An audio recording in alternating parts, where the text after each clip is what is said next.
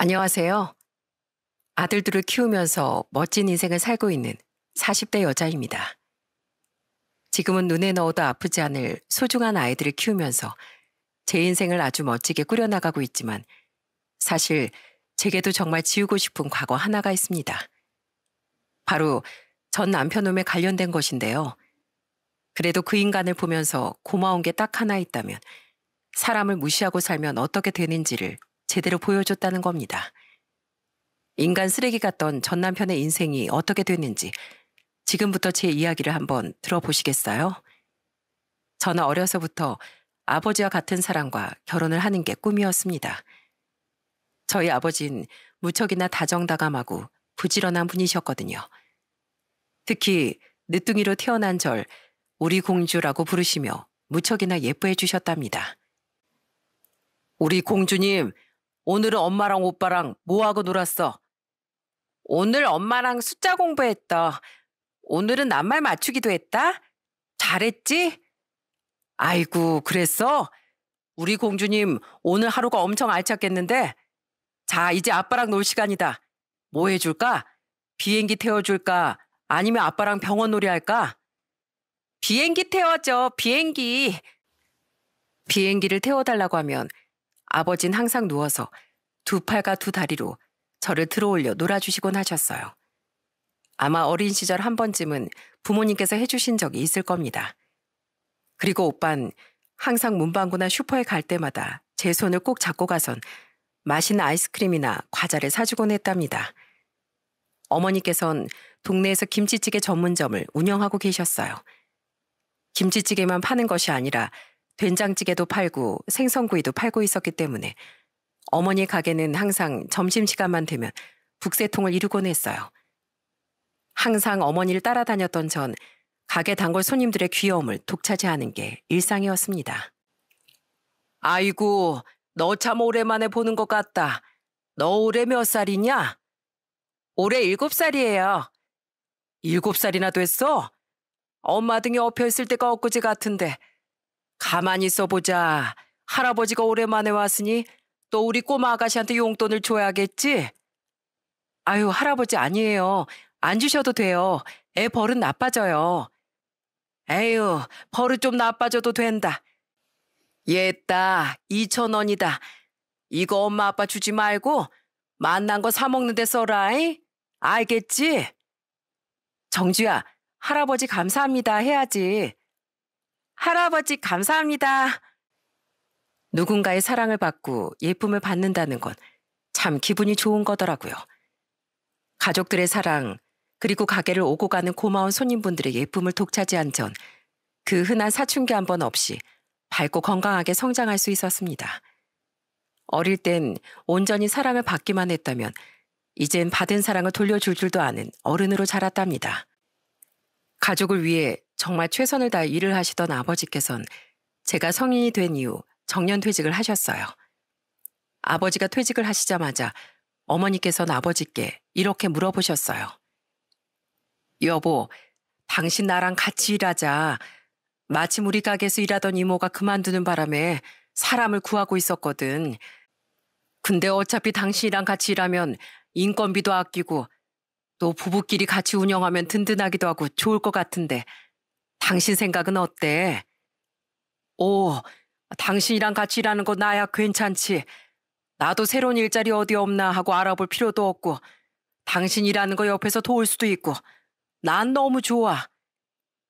그 다음 날부터 아버진 어머니와 함께 일을 하셨고 당시 대학교를 다니던 저도 강의가 끝나면 종종 어머니 가게로 찾아가 일거리를 도와드리곤 했어요.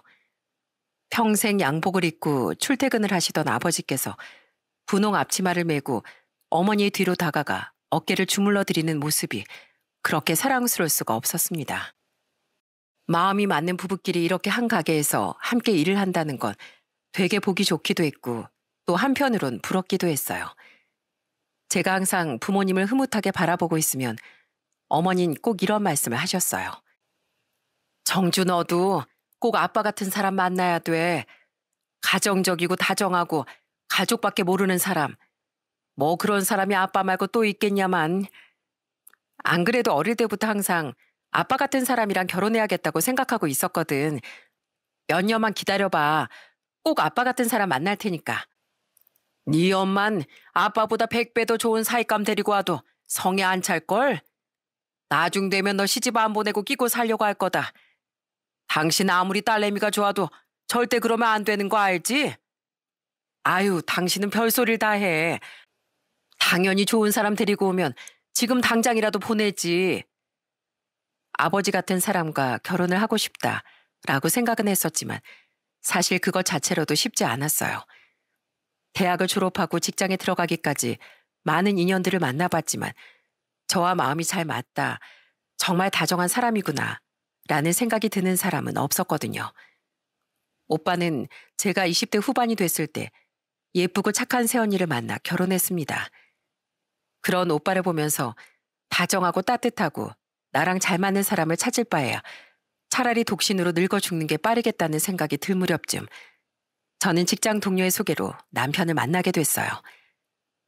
남편은 요식업에 종사하는 사람이었어요.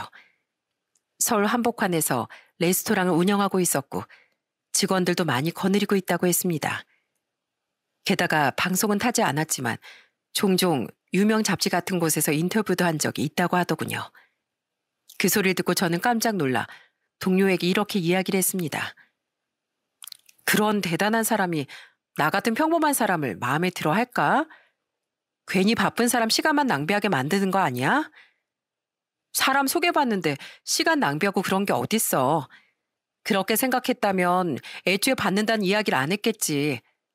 그런 쓸데없는 걱정하지 말고 한번 만나보기나 해. 혹시 아니?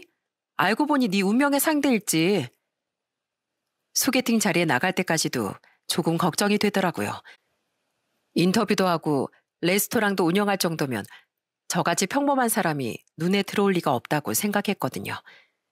설렘 조금과 걱정 한가득을 안고 남편을 처음 만나러 갔던 날, 불안한 마음을 가지고 있었던 것이 무색하게도 생각 이상으로 좋은 사람이었어요.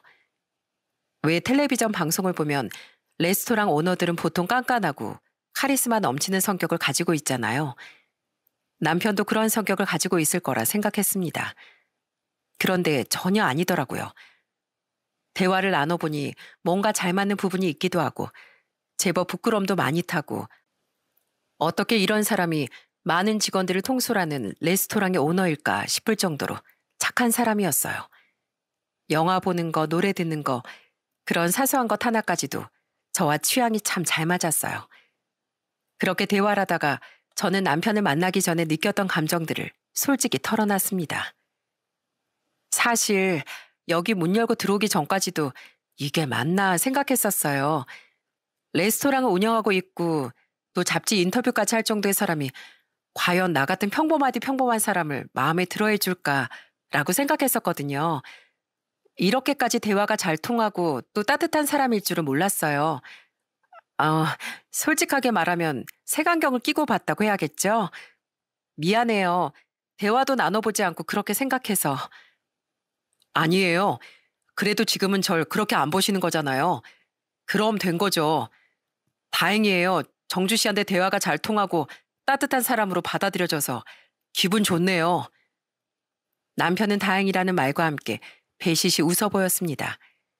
사실 덩치도 제법 큰 편이었고 또 얼굴도 순하게 생긴 상은 아니었는데 그렇게 웃으니까 사람이 참 순해 보이더라고요.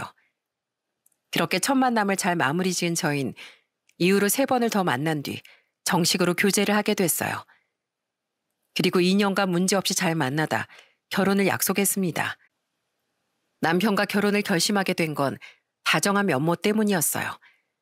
어릴 때부터 아버지 같은 사람과 결혼을 하고 싶다고 말했었는데 그런 사람을 이제야 만난 것 같았죠. 항상 옆자리에 탈 때마다 제 안전벨트를 꼭 매주고 어딜 가든 제 손을 꼭 잡고 걸어갔던 사람, 그리고 종종 우리의 미래를 이야기했던 사람이었기에 이 사람이라면 미래를 함께 꿈꿔도 괜찮지 않을까 싶어 결혼을 약속하게 됐어요. 처음 저희 부모님께 인사를 드리러 가던 날 어머니가 운영하시는 가게로 찾아가서 함께 식사를 했었는데 남편은 저희 어머니가 끓인 김치찌개를 한 입 맛보더니 엄지를 치켜 세우며 극찬에 극찬을 쏟아냈습니다. 우와, 어머님, 국물 맛이 정말 끝내주는데요. 이거 어머님 비행기 태워드리려고 하는 말이 아니라 진심으로요. 제가 양식을 주로 만드는 사람이긴 하지만 어머님 정도면 어지간한 레스토랑에서 메인 주방장을 맡으셔도 될 정도의 솜씨입니다. 태어나서 이렇게 맛있는 김치찌개는 처음 먹어봅니다. 세상에, 아이 젊은 사람이 어떻게 이렇게 말재간이 뛰어나 그래. 꼭 이 사람 젊었을 때 보는 느낌이구만. 그렇게 맛있어? 첫 만남에 김치찌개라니 괜히 없어 보이진 않을까 걱정했었는데 잘 먹어주니 고맙네. 아이 없어 보이다뇨. 한식 중에 제일 무난하고 맛있게 먹을 수 있는 게 김치찌개 아니겠습니까? 어머님, 저 혹시 실례가 안 된다면 밥 한 공기만 더 주실 수 있을까요? 너무 맛있어서 밥도 술술 넘어갑니다. 아이, 그래. 아주 고봉밥으로 가득 퍼다 줌세. 그렇게 한참 동안 남편과 부모님은 대화를 했고 남편이 집으로 돌아간 후 저희 부모님께선 제게 남편의 칭찬을 우르르 쏟아내셨습니다. 솔직히 엄만 별 기대 안 했어. 레스토랑을 운영하고 있는 사람이라면 분명히 돈 많은 집 자식일 텐데 있는 집 자식들은 콧대가 높아가지고 괜히 잘난 척하진 않을까, 뭐 이런 곳이 누추하다고 생각하진 않을까 걱정했는데 전혀 아니네. 집에서 교육을 엄청 잘 받은 게 티가 난다 얘. 맞아. 아빠도 우리 딸내미 데리고 갈 사람이 어떤 사람인지 보자 싶어서 유심히 살펴봤는데 사람 참 잘 만난 것 같구나. 어릴 때부터 아빠 같은 사람이랑 결혼할 거라고 그렇게 노래 부르더니만 결국엔 만났네. 우리 공주님 꼭 사랑만 받으면서 행복해야 한다. 결혼 생활은 첫째도 배려, 둘째도 배려야. 그것만 기억하면 행복하게 잘 살 수 있어. 부모님은 이렇게 남편을 마음에 들어 하시며 저희의 결혼을 허락해 주셨어요. 그런데 가장 큰 난관이 하나 남아 있었어요. 바로 시댁으로 가서 인사를 드리는 것이었죠. 평범한 직장을 다니다가 퇴직하신 아버지, 그리고 평범하게 식당을 운영하신 어머니, 모든 면이 평범했던 저희 집과는 달리 남편의 집은 수준이 달랐습니다. 아버님은 정말 누구나 다 아는 유명한 시중은행의 지점장을 하시다가 은퇴를 하신 분이셨어요. 은행 지점장을 맡아 하셨던 아버지와 레스토랑을 운영하고 있는 아들. 솔직히 딱 이 정도만 들어도 얼마나 잘 사는 집인지 예상할 순 있잖아요. 그래서 혹시나 들어갔다가 결혼을 반대당하기라도 할까봐 걱정이 됐습니다. 게다가 여동생도 둘이나 있는 집이라 기싸움을 걸어오진 않을까 싶기도 했죠. 하지만 시댁에 처음 인사를 드리러 갔던 날, 예상과는 달리 아버님과 시모는 저를 반갑게 맞이해 주셨습니다. 우리 예비 며느리 왔네. 정말 반가워요. 아유, 여자친구 생겼다고 말을 하길래 집으로 데리고 오라고 그렇게 얘기를 해도 말을 안 듣더니만 이렇게 좋은 인연으로 만나게 됐네요. 자자, 오느라고 힘들었을 텐데 어서 식사부터 하죠. 아가씨가 뭘 좋아할지 몰라서 그냥 이것저것 만들어 봤어요. 가리는 거 없죠? 네, 저 가리는 거 없이 뭐든지 다 잘 먹습니다. 그렇게 짧은 대화를 하고 식탁에 앉으니 몇 분 지나지 않아 신우들이 방에서 나와 식탁에 자리를 잡았습니다. 연애 기간 동안 남편이 가족 사진을 한 번 보여준 적이 있어 누가 큰 신우고 누가 작은 신우인지 알겠더라고요. 큰 신우는 그냥 저를 빤히 쳐다보기만 할 뿐 아무 말도 하지 않았고, 작은 신우는 절 보자마자 반갑게 말을 걸어왔어요. 안녕하세요, 언니. 오시느라고 많이 힘드셨죠? 저는 이 집 막내딸 손영지라고 해요. 말씀 편하게 해주세요. 언닌 인사 안 드리고 뭐해? 아야, 왜 사람을 손가락으로 찌르고 그래? 너 나 낯가리는 거 몰라서 이러는 거니? 오빠도 뭐라고 안 하는데 네가 왜 난리야? 웃기는 소리 하네. 언니가 무슨 낯을 가린다고. 아, 죄송해요, 언니. 옆에는 제 쌍둥이 언니예요. 저보다 6분 먼저 태어나서 억울하게 언니라고 불러요. 이름은 손영이고요. 내가 먼저 말하지도 않았는데 내 이름을 왜 함부로 말해? 너넨 오늘 새언니가 처음으로 인사 오는 날인데 그새 못 참고 또 싸우는 거냐? 아가씨 미안해요. 쟤네가 쌍둥이라 맨날 눈만 마주치면 싸워요. 자, 음식 식겠다. 어서 식사부터 하죠. 잘 먹겠습니다. 시누이들의 자잘한 다툼은 아버님의 중재로 마무리 후 식사를 하면서 이런저런 사소한 이야기들을 나눴습니다. 특히 시모가 제게 궁금한 게 정말 많더라고요. 부모님은 뭘 하시니? 넌 어디 회사를 다니고 있니? 뭐 이런 부분들은 당연히 이야기를 해야 하는 부분이었기에 저는 시모에게 이렇게 대답했습니다. 저희 부모님께선 동네에서 김치찌개 전문점을 운영하고 계시고요. 저는 작은 중소기업 회사에 다니고 있어요. 어머, 부모님께서도 식당을 하시는구나. 그런데 우리 아들이 운영하고 있는 곳이랑은 좀 다른 것 같네. 너 우리 영민이가 레스토랑 운영하는 건 알고 있지? 거기가 어떤 곳이냐면 말이야. 1년에 서너 번은 꼭 유명한 연예인들이나 정치인들이 들렀다 가는 곳이야. 뭐 너도 당연히 가본 적이 있지? 가게 안쪽에 보면 사인도 붙어있고 막 그렇다. 너희 부모님 가겐 연예인들이나 정치인들 들렀다 간 사람들이 있니? 유명해? 저희는 그냥 동네 장사라서요. 영민씨 식당은 시내 중심가에 위치하고 있는 곳이기도 하고 또 분위기도 고급스러워서 연예인들이나 정치인들이 많이 가나 봐요. 그래, 얼마나 수준이 높은 곳인지 알겠지? 그리고 또 어허, 이 사람 참 레스토랑 하나 운영하는 게 뭐 그렇게 대단하고 엄청난 일이라고 그렇게 자랑을 해대. 미안해요, 아가씨. 우리 마누라가 원래 아들 자랑이 좀 심해요. 한 귀로 듣고 한 귀로 흘려버리고 편히 밥 먹어요. 시모는 입에 침이 마르도록 남편의 가게가 얼마나 대단한 곳인가에 대해 제게 설명했습니다. 2년 연애를 하는 동안 저도 몇 번 가본 적이 있었기에 어느 정도는 다 알고 있었는데도 말이죠. 식사를 하면서 느낀 건 작은 신우와 아버님은 지극히 정상이지만 큰 신우와 시모는 어딘가 모르게 2% 부족한 것 같다는 거였습니다. 큰 신우는 마치 서울 깍쟁이 같은 느낌이었고 시모는 자기 자식을 자랑하는 데 여념이 없는 전형적인 아들바라기 어머니 같다는 생각이 들더라고요. 그렇게 시댁에서도 결혼 허락을 받은 후 저희는 행복하게 결혼식을 올릴 수 있었어요. 저희는 모아놓은 돈과 약간의 대출을 받아 신혼집을 마련했고 여느 신혼부부들처럼 알콩달콩 깨를 볶으며 살았어요.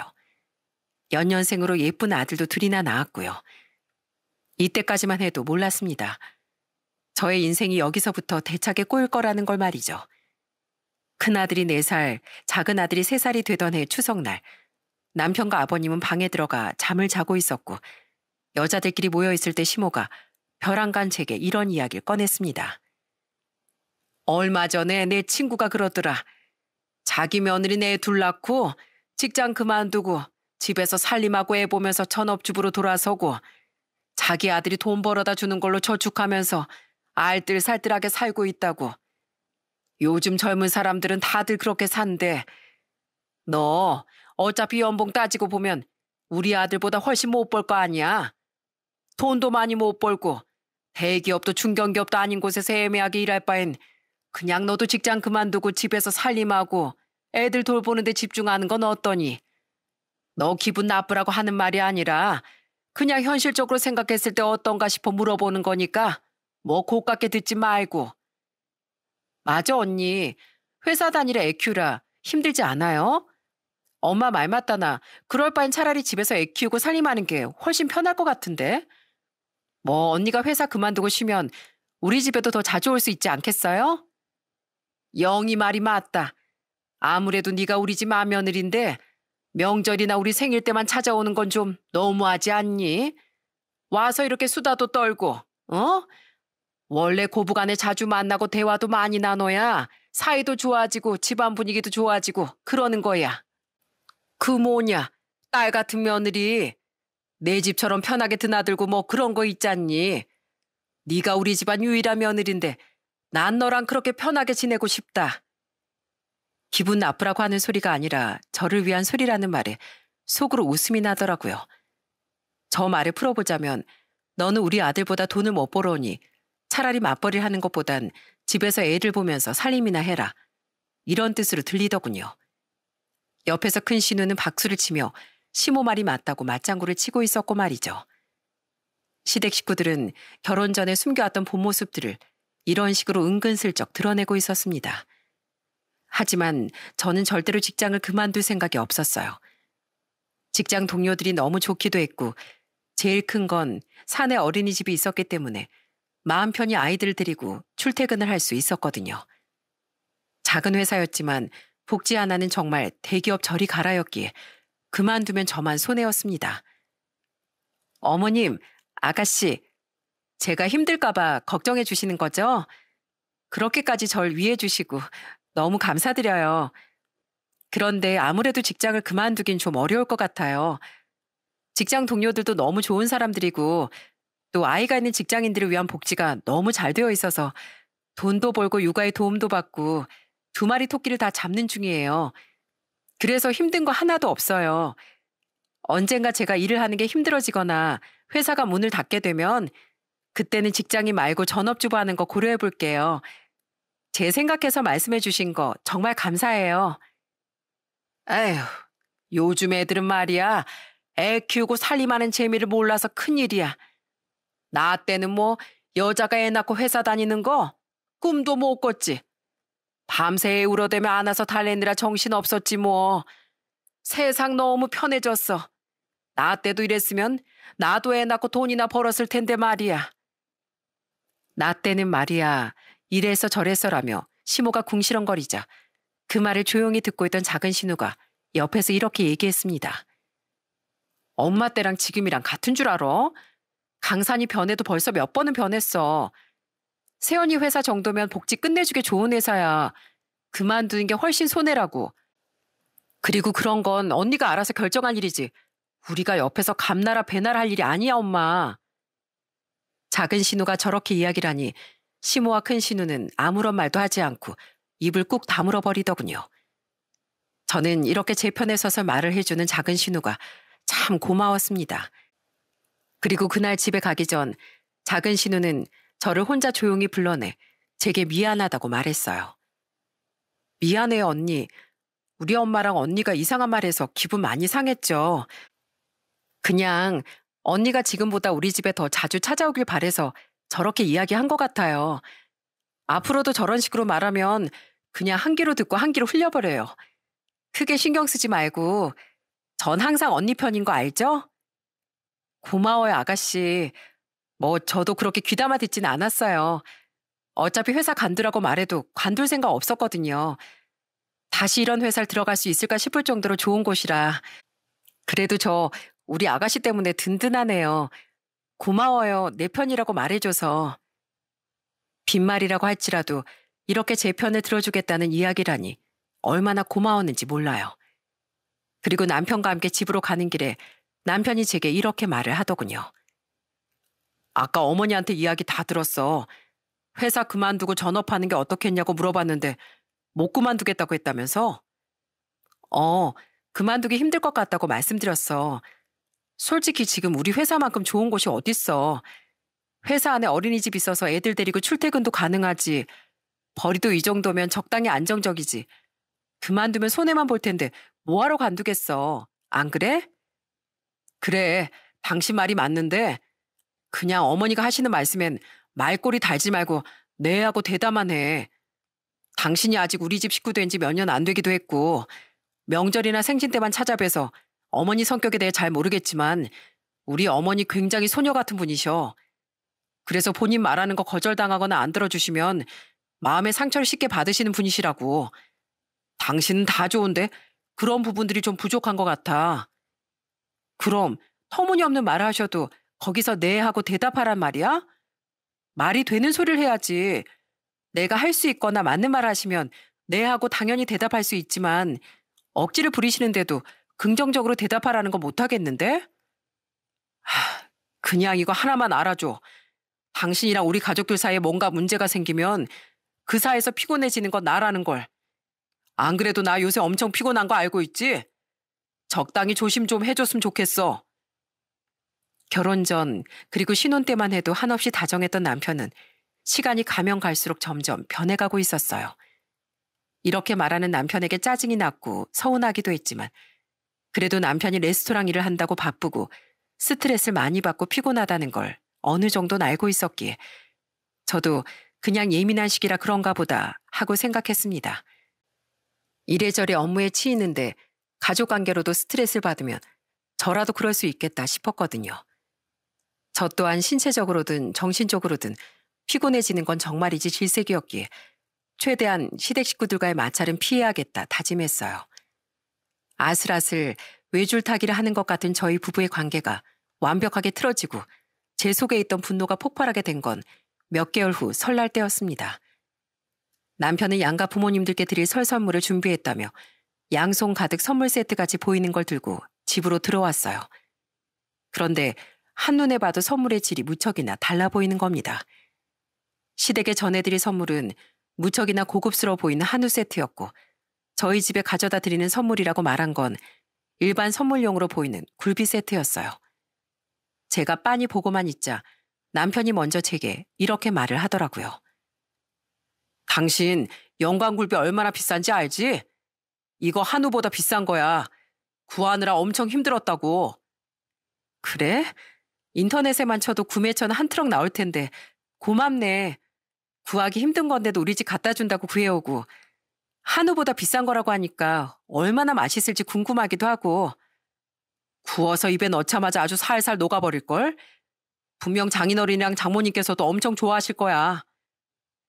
물어보지도 않았는데 얼마나 힘들게 구했고 얼마나 비싸게 주고 샀고 한우보다 좋은 거네 뭐네 이런 식으로 주절거리는 남편을 보면서 처음엔 그냥 그런가 보다 생각했습니다.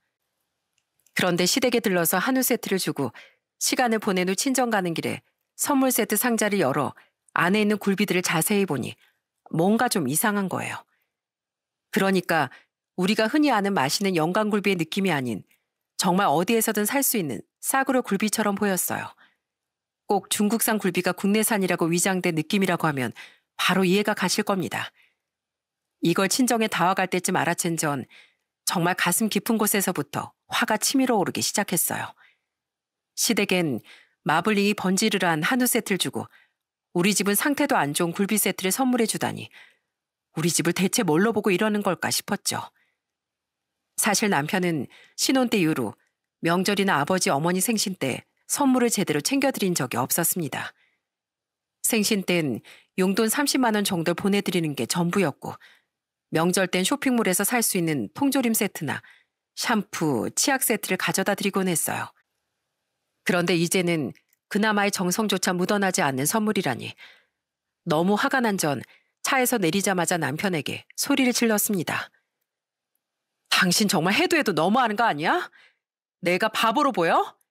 이거 영광굴비라며 엄청 비싸게 주고 주문했다며 구하기도 힘든 거라며 그런데 이거 딱 보니까 중국산 굴비 같아 보이는데 솔직히 말해 이거 국산 아니고 짝퉁굴비지? 그렇지? 아씨, 야 짝퉁이면 어떻고 진품이면 어때? 어차피 생선맛 다 거기서 거긴데 그리고 진짜 힘들게 구한 거 맞거든?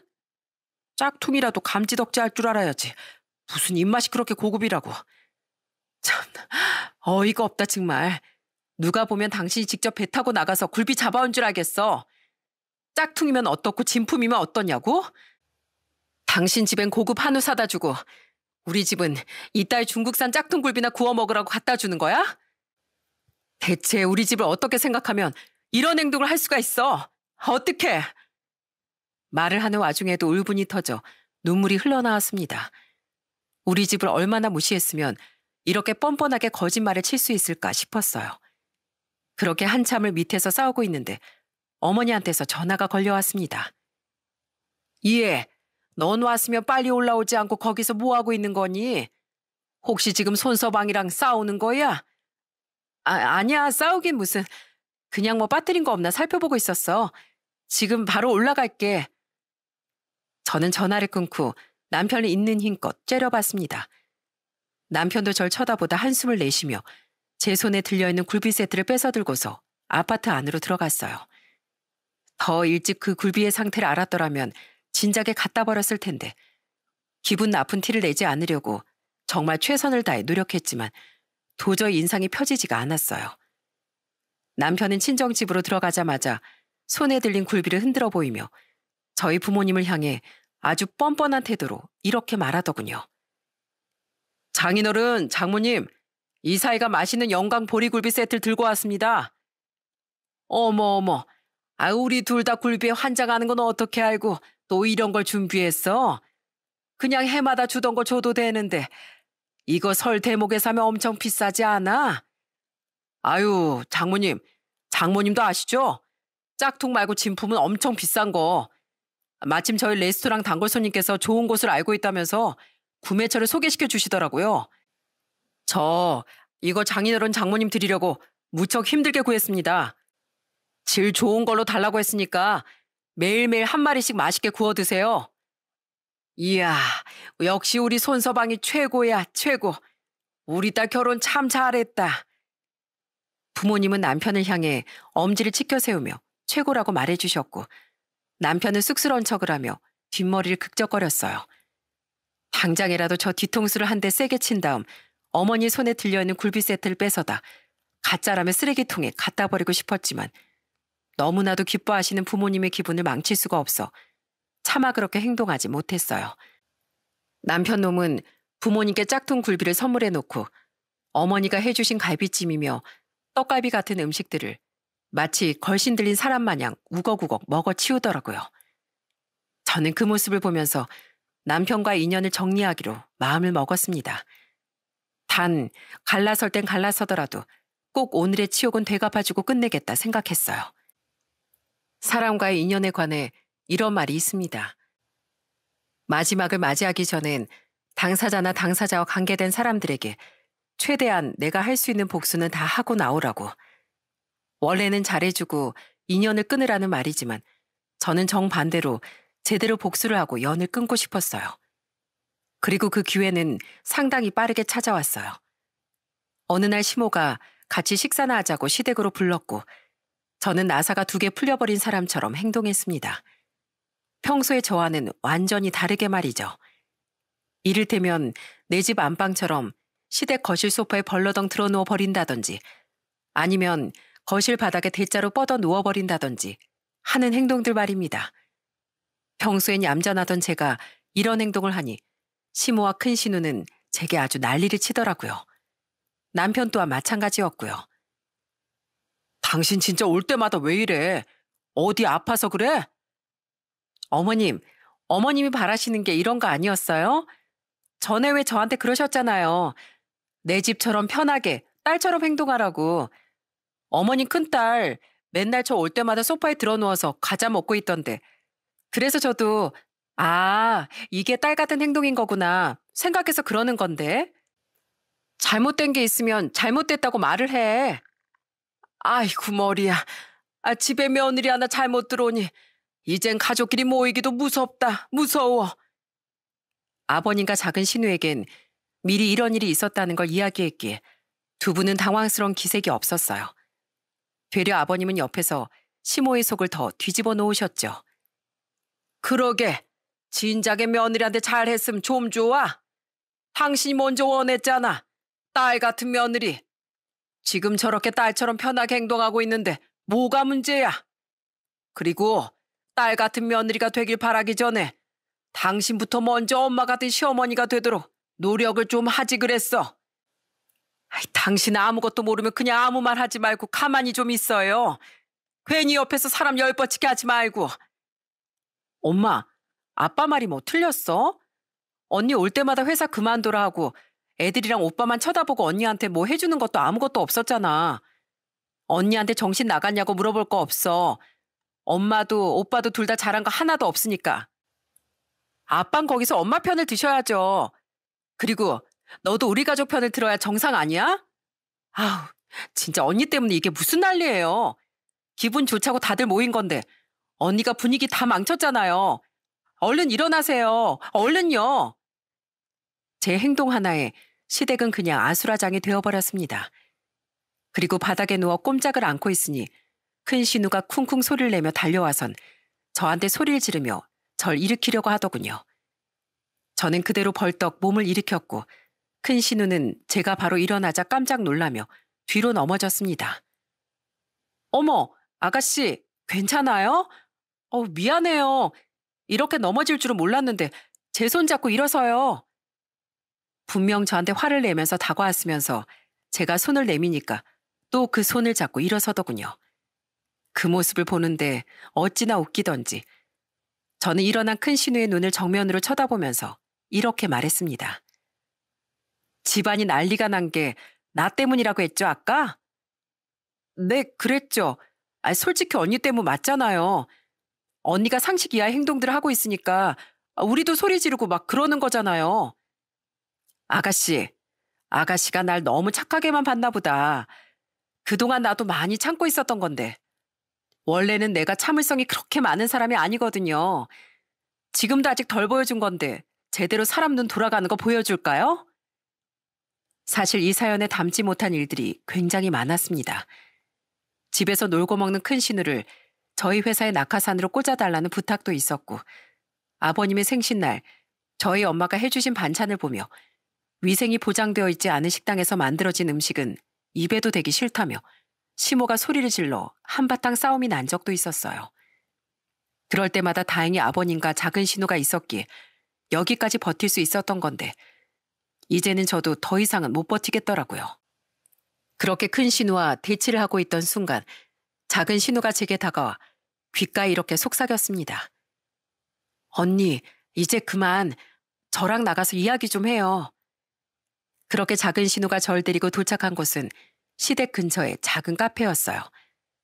상황이라도 정리하고 나올 걸 그랬나 싶어 마음이 찝찝했는데 작은 신우는 그런 제 생각을 읽은 건지 웃으면서 이렇게 말했습니다. 걱정하지 말아요. 어차피 저러다가 또 언제 그랬냐는 듯 잠잠해질 거니까. 아마 아버지가 상황 잘 정리하고 있을 거예요. 제가 언니한테 말씀드리고 싶은 게 있어서 이렇게 잠깐 보자고 했어요. 나한테 말하고 싶은 게 있다고요? 언니, 이제 저희 오빠랑 갈라서요. 지켜보고 있는 제가 너무 힘들어서 그래요. 언니한테 이 얘기를 해야 할까 말아야 할까 많이 고민했는데 오빠 20대 중반쯤에 결혼을 한 번 했었어요. 그때도 저희 엄마랑 언니 때문에 1년도 못 살고 헤어졌거든요. 갈등이 엄청 심했어서. 그래서 그때 오빠한테 그랬어요. 오빤 평생 결혼하지 말고 살라고. 그런데 언니를 데리고 왔더라고요. 처음 만난 날 언니한테 미리 말을 해줬어야 했는데 언니랑 오빠가 너무 좋아 보여서 차마 그 관계를 깰 수가 없어서 말을 못했어요. 미안해요, 언니. 처음 알게 된 사실이었습니다. 남편은 첫 결혼이 아니었더군요. 20대 중반에 결혼을 한 번 한 적이 있었고 그때도 비슷한 일로 인해 갈라섰다는 작은 신우의 말을 듣고서 큰 충격을 받았습니다. 제가 한참을 뻥찐 표정을 하고서 앉아있자 작은 신우가 말을 이어나갔어요. 언니가 말해준 거 듣고 나서 솔직히 머릿속에 든 생각은 빨리 이혼했으면 좋겠다였어요. 언니는 혼자가 아니잖아요. 애들도 있고 우리 오빠는 언니보다 우리 가족을 택할 사람이에요. 사랑에 빠져서 불타오를 땐 사랑하는 사람만 바라보다가 그 마음이 어느 순간 식으면 옆에 있는 사람을 귀찮아하거든요. 그래도 적어도 언니한테 그러지 않을 줄 알았어요. 언니가 오빠랑 이혼한다고 하더라도 전 언니가 너무 좋은 사람 같아서 가끔 연락하고 지내고 싶어요. 그러니까 언니 더 상처받지 말고 스트레스도 받지 말고 그냥 여기에서 끝내요. 고마워요, 아가씨. 이런 것들 하나하나 말하기 힘들었을 텐데 솔직하게 다 말해줘서. 나도 결심이 섰다가 망설여졌다가 여러 고민들이 많았었는데 이젠 확실하게 결단을 내리게 됐네요. 정말 고마워요. 저는 작은 신우의 말을 듣고서 확실하게 남편과 갈라서겠다고 결정했어요. 그리고 남편보다 먼저 집으로 돌아왔고 몇 시간 후 집에 들어온 남편에게 전 덤덤한 표정으로 이혼을 선언했습니다. 그런데 남편은 그럴 줄 알았다는 듯 아주 당연하게 고개를 끄덕이더군요. 당신 나한테 정말 미련이라곤 손톱만큼도 없나 보네. 그치? 나 싫다고 떠나겠다는 사람 그렇게 잡을 이유가 있어? 그리고 오늘 당신 행동 보고 제대로 깨달았어. 당신이랑 더 살아봤자 나만 힘들고 피곤해질 수 있겠다라는 거. 그러니까 당신하고 살 바엔 차라리 이쯤에서 끝내는 게 낫겠어. 아까 작은 아가씨가 나한테 말해주더라. 당신 20대 중반에 결혼했다가 1년도 안 돼서 헤어졌다면서? 그때도 어머님이랑 큰아가씨 때문에 이혼했다고. 그러면 당신은 어머님이랑 큰아가씨한테 문제가 있다고 생각하고 바로잡을 생각은 한 번도 안 해본 거야? 원래 결혼하면 그 정도는 견디고 살아야 맞는 거잖아. 그걸 못 버티는 사람들이 이상한 거지. 그래, 더 말해봐야 말도 안 통할 것 같으니까 딱 이거 하나만 물을게. 설날에 왜 그런 거야? 왜 우리 집에 그따위 질 떨어지는 굴비 주고 우리 엄마한테 왜 그렇게 뻔뻔하게 거짓말 쳤어? 짝퉁 굴비도 영광 굴비라고 말하니까 엄청 좋아하시는 거 맞지? 니네 집 수준이 딱 이 정도니까 내가 그렇게 선물한 거야. 그렇게 말해도 다 속아 넘어가거든. 못 배워먹은 사람들은. 그래, 말해줘서 고맙다. 어쨌든 나랑 갈라서 하는 거 동의했고 양육권은 내가 가져갈 거야. 너 같은 쓰레기한테 우리 애들을 맡길 수는 없지. 그리고 누가 누구한테 못 배워먹은 내 만의 얘기를 꺼내는지 모르겠지만 인생 그따위로 살지 마. 너같이 오만 방자고 건방진 것들이 지 주제도 모르고 계속 높은 곳만 우러러보다가 한 방에 꺾여버리더라고. 조심해. 당신도 언제 어느 때 날개가 팍 꺾여버릴지 몰라. 고작 중소기업 다니는 주제에 나한테 지금 훈계하는 거야? 필요 없고 내 앞가림은 내가 알아서 잘할 테니까 당신은 당신 앞가림이나 잘하고 살아. 다음 날 저희는 이혼 서류에 도장까지 다 찍은 다음 법원에 제출했습니다. 아빠 같은 사람을 만났다며 기뻐했던 게 엊그제 같은데 이 인간의 더러운 실체를 그때 눈치챘더라면 조금 더 빨리 알았더라면 좋았을 텐데 하는 생각도 했지만 이제라도 알고 더 이상 시간을 버리지 않아도 되어서 다행이라는 생각을 했어요. 그리고 저희 집에도 이혼 사실을 알렸습니다. 그런데 예상외로 부모님께선 제게 별 말씀을 하지 않으셨고 그저 잘했다고만 말씀해 주셨죠. 그리고 나중에 알게 된 사실이지만 어머님 그때 남편이 건네준 굴비를 바꿔서 곧바로 쓰레기통에 버리셨다고 해요. 알고 보니 그건 굴비도 아니고 굴비로 위장된 중국산 참조개였다고 하더라고요. 엄만 그걸 어떻게 알았어? 얜 내가 식당을 몇 년을 했는데 그걸 모르겠니? 딱 봐도 굴비랑 참조기랑 뭐가 다른지 보이는데 아무튼 입도 안 대고 다 갖다 버렸으니까 그런 거 신경 쓸 필요 없어. 할 일이 없으니 사람을 속여 먹으려고 했던 것 같은데 우리가 그런 걸 속을 쏘냐? 그 조기를 드시지 않은 거 그거 하나는 참 다행이다 싶더라고요. 친정으로 온 저와 아이들은 집을 따로 얻어서 나가 살려고 했는데 부모님께서 걱정하지 말고 집에서 지내라며 비어있는 방 한 칸을 내어주셨어요. 그래서 마음 편하게 잘 지낼 수 있었어요. 그리고 3개월 동안의 숙려 기간을 거친 후 저희 두 사람은 이혼을 하게 됐습니다. 위자료와 양육비까지 모두 야무지게 받아내고서 깔끔하게 이별했어요. 저희는 이혼을 하고 법원을 나서는 그 순간까지 아무런 말도 하지 않고 서로 등을 돌리며 각자의 길을 갔습니다. 그 후 얼마 지나지 않아 여러분들께서 모두 알고 계시는 마스크 시국이라는 게 찾아오게 됐어요. 저는 이혼을 했어도 작은 신우의 연락처는 지우지 않고 있었습니다. 전 남편의 혈육이라는 걸 떠나 사람 대 사람으로 참 괜찮다고 생각을 했었거든요. 그래서 이혼 후에도 아주 가끔 어떻게 사는지 정도는 연락을 하고 있었죠. 그러던 어느 날 작은 신우 번호로 전화 한 통이 걸려왔어요. 원래는 문자 메시지만 주고받았고 전화는 거의 하지 않았던 터라 괜히 반가운 마음에 전화를 받았습니다. 그런데 수화기 속에서 들려오는 목소리는 다름 아닌 전 남편이었어요. 아주 전화기에다 대고 훌쩍훌쩍 혼자서 오열을 하고 있더라고요. 뭐야? 전화를 했으면 말을 해. 재수없게 질질 짜지 말고. 여보, 그동안 잘 지냈어? 아픈 곳은 없고? 마스크는 잘 쓰고 다니고 있어? 요즘 되게 심한 것 같던데 애들은 안 아프고 잘 지내고 있고? 되도 않는 가식 떨지 말고 무슨 용건으로 전화했는지 말이나 해. 여보 있잖아. 사람은 정말 후회하는 동물이 많나 봐. 당신이랑 이혼하고 나서 정말 많은 걸 느꼈어. 진짜 사람은 마음씨를 곱게 써야 하나 봐. 내가 당신이랑 장모님한테 잘못했던 거 이제 와서 다 돌려받는 중인 것 같아. 대체 무슨 소리를 하는 거야? 헛소리 짓거릴 거면 끊는다. 안 돼. 끊지 말아봐. 당신도 알고 있겠지만 지금 마스크 시국에 식당들이 다 문을 닫고 있잖아. 그런데 내가 이 시기에 무리하게 사업 확장한답시고 대출까지 받아서 2호점을 냈거든. 적어도 우리 가게만큼은 피할 수 있을 줄 알았어. 그런데 이런저런 규제 생기고 손님들은 점점 발걸음이 줄어들고 그러다 보니 매출도 자연스럽게 줄어들어서 결국 재정 악화로 원래 있던 본점이랑 2호점까지 한꺼번에 다 문을 닫게 됐어. 그래도 신용불량자 신세는 면하려고 일용직이라도 하면서 돈 갚아나가는 중이야. 당신이었다면 이럴 땐 내 옆에서 힘이 되어줬을 텐데 당신의 소중함을 이제야 깨달아서 정말 미안해. 내가 뭘 했어? 오만 방자하면 추락하기 마련이랬지? 그렇게 잘난 척을 하더니 결국 너도 망했구나. 천벌받은 거야.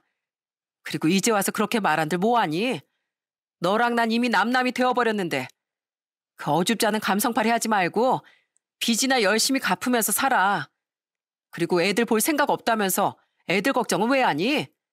네 스스로나 걱정하면서 살아. 그리고 양육비 보내는 건 달달이 날짜 맞춰서 늦지 않게 보내고 다신 연락하지 마. 당신 목소리도 듣고 싶지 않으니까. 전 남편은 마스크 시국으로 인해 운영하고 있던 모든 가게가 망했다며 제게 눈물로 한 번만 용서를 해달라고 엉엉 울며 빌더라고요. 있을 때 잘하지 어떻게 버스가 떠난 지 한참 뒤에서야 후회를 하며 눈물을 흘리는 건지 정말이지 너무 한심했습니다. 그 후 작은 신우와도 결국 연락을 끊게 됐어요. 이 일을 알게 된 작은 신우가 제게 미안해하며 혹시라도 또 이런 일이 생길까 미안해서 연락을 못하겠다고 하더군요.